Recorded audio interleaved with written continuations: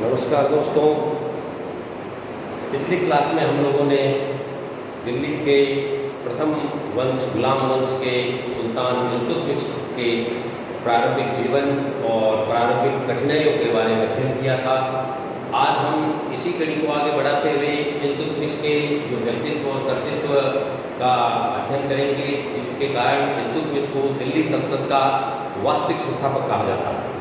तो ऐसे क्या कार्य किए इल्तुतमिश ने जिसके कारण से कुतुबुद्दीन ऐबक को नहीं बल्कि इल्तुतमिश को दिल्ली सल्तनत का वास्तविक संस्थापक कहा जाता है। तो हम देखते हैं कि इल्तुतमिश ने ऐसे क्या कार्य किए।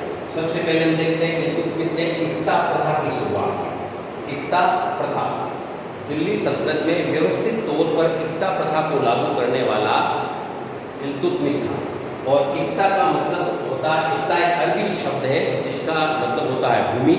और इल्तुतमिश ने जो तत्कालीन जो सामंती व्यवस्था थी, उस सामंती व्यवस्था को समाप्त करने के लिए उसने इक्ता प्रथा की शुरुआत की। इक्ताएँ छोटी और बड़ी दो प्रकार की इक्ताएँ होती थी, छोटी इक्ता और बड़ी इक्ता।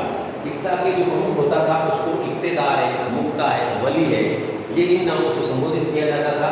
और ये एक सैन्य अधिकारियों को दी जाती थी ताकि उनको वेतन के एवज में जो भूमि दी जाती थी, तो एक तरह से ये वेतन के एवज में दी गई भूमि थी इक्ता प्रथा।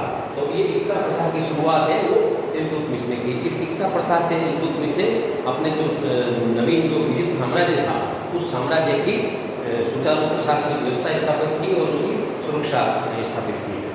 दूसरा इल्तुतमिश का जो प्रमुख कार्य था वो था तुर्कान-ए-चहलगानी की स्थापना। तुर्कान-ए-चहलगानी इल्तुतमिश ने तत्कालीन जो व्यवस्था है उसमें गुलाम रखने का बहुत शौक था। और इल्तुतमिश ने सत्ता में आते ही अपने 40 गुलामों का एक दल बनाया। ऐसे गुलाम जो उनके प्रमुख विश्वास पात्र थे, और उन विश्वास पात्र गुलामों का एक दल बनाया जिसका नाम उसने रखा तुर्कान-ए-चहलगानी या चालीसा या चरगान। तो ये जो गुलामों का प्रमुख दल था, इसको प्रशासन के जो सर्वोच्च पद थे उनके ऊपर इनको स्थापित किया। और इनकी इच्छा और इनकी अनुमति के बगैर कोई भी कार्य संभव नहीं था।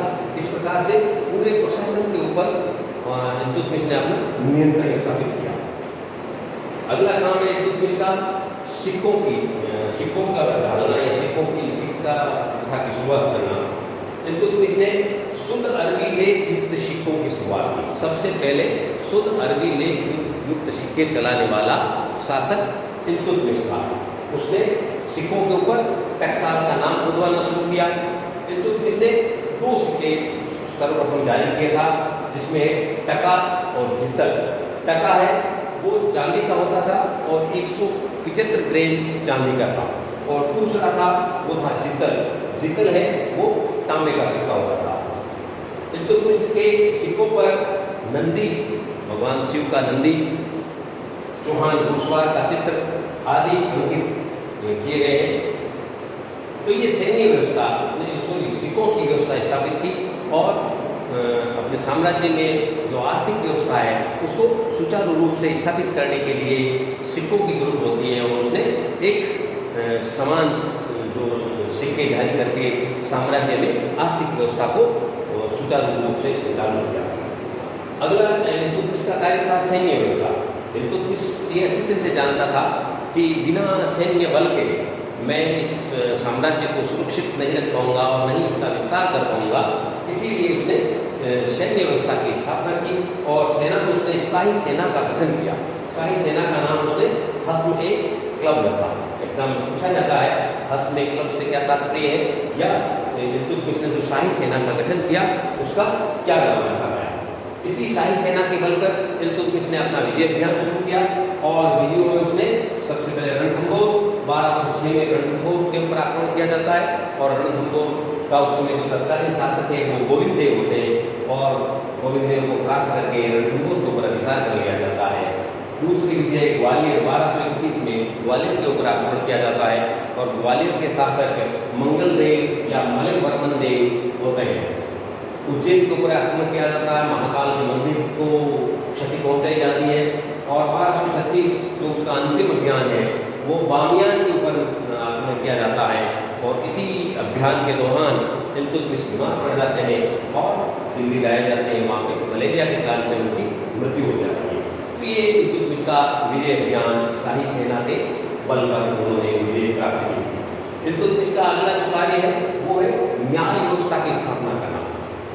जो भी सुल्तान है अगर शासक न्याय प्रिय नहीं है तो वो जनता के अंदर उसकी जो विजय पताका उसकी जो होना चाहिए वो नहीं होती है। तो उसने न्याय व्यवस्था की स्थापना की।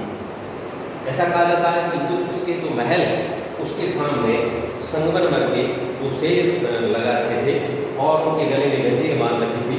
जो भी फरियादी आता था वो लाल वस्त्र पहन करके, लाल वस्त्र उन समय न्याय का प्रतीक था, और आकर के शेरों के गलों में जो घंटियाँ थी उनको बजाती जाती थी और जिसके कारण से जो अधिकारी कर्मचारी आते और सुल्तान के सामने उसको पेश किया जाता और उसके समस्याओं का समाधान किया जाता। तो ये न्याय व्यवस्था उसने शहरों और जो प्रमुख ग्रामों हैं वहाँ पर उसने काजी और उनकी नियुक्तियाँ की थी और संपूर्ण न्याय व्यवस्था की स्थापना की थी। तो ये भी इल्तुतमिश के जो उपलब्धियाँ हैं, उनके कार्य हैं, उनके अंदर ये प्रमुखता से माना जाता है। इसके अलावा इल्तुतमिश ने क्या किया कि इस्लाम में उत्तराधिकारी का नियम नहीं है और जो महिला है या पुत्री है उसको किसी हालत में उत्तराधिकारी नियुक्त नहीं किया जा सकता। महिलाओं को शासन करने का अधिकार नहीं था, लेकिन इल्तुतमिश ने इस परंपरा को तोड़ते हुए और अपनी जो पुत्री है रजिया, अपने पुत्रों के होते हुए भी अपनी पुत्री रजिया को अपना उत्तराधिकारी नियुक्त किया और उत्तराधिकारी नियुक्त करने की परंपरा स्थापित की और अपनी पुत्री को उत्तराधिकारी नियुक्त करके एक क्रांतिकारी कदम उठाया। इल्तुतमिश के निर्माण कार्य हम देखते हैं कि इल्तुतमिश ने, जैसा कि हमने पिछली कक्षा में भी अध्ययन किया था, कि इल्तुतमिश ने कुतुब मीनार का जो काम था वो पूर्ण करवाया। 1231-32 में उन्होंने कुतुब मीनार को पूर्ण करवाया। फिर इल्तुतमिश, जैसा कि हमने पहले अध्ययन किया था, वो बदायूं का सूबेदार रहा था, तो उसने बदायूं में भी काफ़ी निर्माण कार्य करवाए। एग्जाम में पूछा जाता है कि इल्तुतमिश ने बदायूं में क्या क्या निर्माण कार्य किए। तो उसने बदायूं में जामा मस्जिद का निर्माण करवाया, हौज ए शम्स का निर्माण करवाया और शम्स ए ईदगाह, इन तीन जो इमारतें हैं इनका उन्होंने निर्माण कराया। इसके अलावा दिल्ली में उन्होंने सबसे पहले मदरसे की स्थापना की। मदरसों की स्थापना करने वाला इल्तुतमिश ही है। इल्तुतमिश ही प्रथम सुल्तान है जिसने प्रथम मदरसे की स्थापना की। तो दिल्ली में उसने मदरसा स्थापित किया जिसका नाम रखा मदरसा-ए-मुइज़, मदरसा-ए-मुइज़।